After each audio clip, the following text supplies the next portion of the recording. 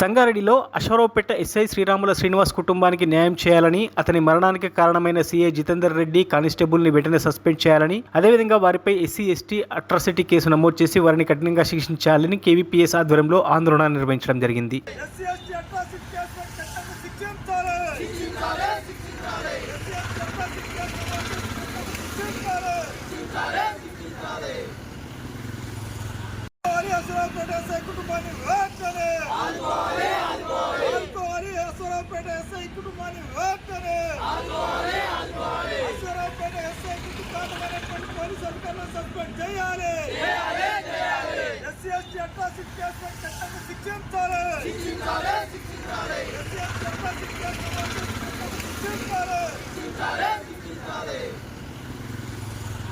మరిన్ని అప్డేట్స్ కోసం మా ఛానల్ని సబ్స్క్రైబ్ చేయండి.